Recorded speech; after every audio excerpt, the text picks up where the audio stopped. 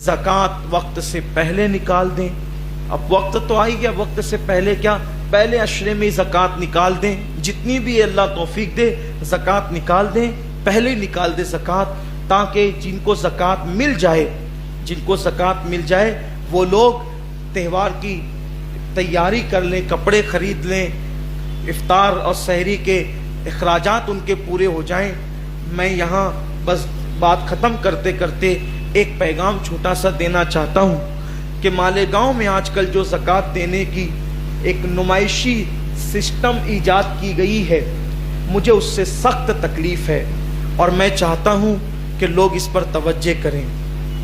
आजकल जो ज़कात दे रहे हैं ये नाम निहाद सेठ लोग, इनके घर के आंगन में कतार लगती है और कतार लगाकर पहले ये टोकन देते हैं, टोकन, और फिर उसके बाद टोकन ले जाओ कतार लगा के, ताकि पूरे मोहल्ले में चर्चा हो कि फलां सेठ साहब ज़कात बांट रहे हैं। फिर वो टोकन लेकर के आओ, फिर 50-50 और 100 रुपये लेकर जाओ। ये कोई ज़कात भी? और फिर इस तरीके से पहली बात तो नुकसान उन सेठों का भी है और गरीबों का भी है। नुकसान सेठों का ये है कि अगर आपने मुस्तहिक को ज़कात नहीं दी तो आपकी तो ज़कात ही अदा नहीं हुई। इस तरह ये जो कतार लगा रहे हैं आप टोकन के लिए, तो उसमें तो कोई भी आएगा, अवाम को तो अल्लाह का खौफ कहां रहा? अरे अवाम तो अवाम है, किसको अल्लाह का खौफ रहा? इल्ला माशाअल्लाह।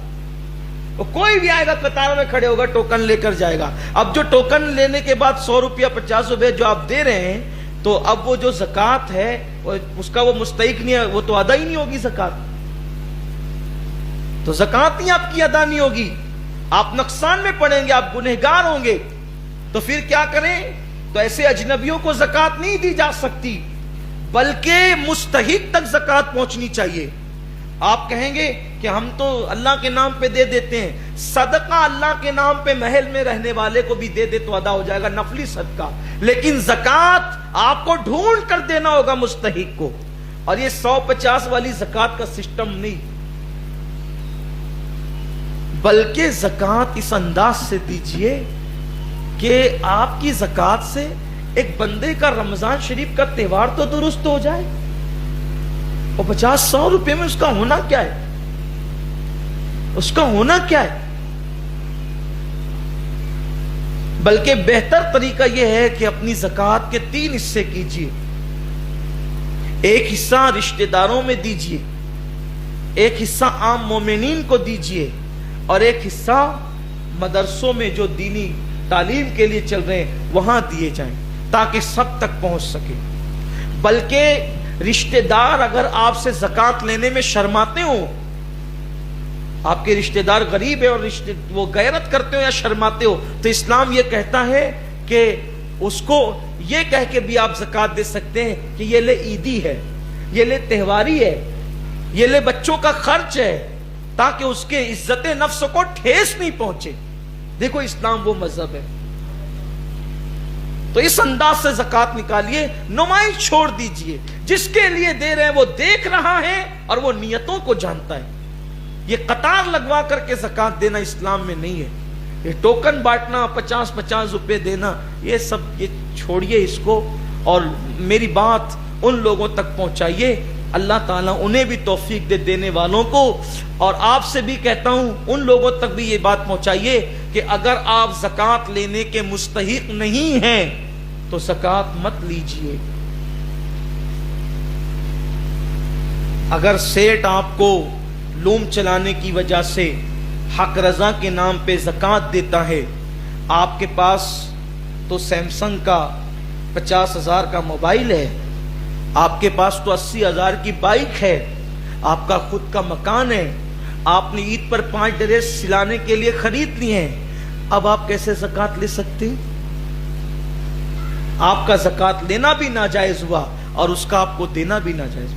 सेठ हक रजा के नाम पे ज़कात इसलिए दे देता है ताकि उसका पैसा बच जाए कि मजदूर को तो पैसा मिल ही रहा है और मेरा पैसा बच जाए, क्योंकि ज़कात तो किसी को भी देना है तो चलो मजदूर को दे दो।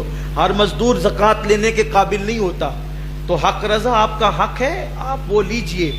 لیکن یہ کہیے کہ بھئی میں نے زکوٰۃ نہیں لینا، میں زکوٰۃ کا مستحق نہیں ہوں، یہ چیزوں کا آپ خیال کریں اور یہ بات یاد رکھیں، یار اللہ دیتا ہے تو ختم نہیں ہوتا ہے، بندوں کا دیا ہوا تو ایک نہ ایک دن ختم ہونا ہے، اس لیے بندوں کی آس چھوڑو، اللہ سے آس لگاؤ، اور وہ نوازنے والا ہے، وہ جس کو دیتا ہے بے حساب عطا کرتا ہے۔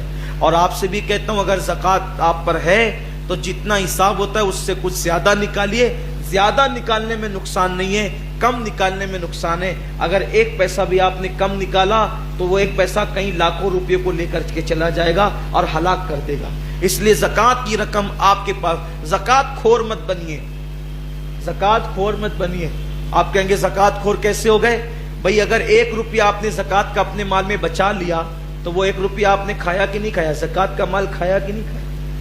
تو وہ 1 روپیہ لاکھوں روپے کو نقصان پہنچائے گا۔ جیسے اس کو یہ سمجھیے یہ زکوٰۃ مال کا میل ہوتی ہے، یہ مال کا میل ہوتی ہے، تو میلے چیز کو آپ صاف چیزوں میں رکھو گے تو بولو وہ اس کو میل لگائے گا کہ نہیں؟ یہ صرف سمجھانے کے لیے کرو، وہ میل لگائے گا کہ نہیں لگائے گا؟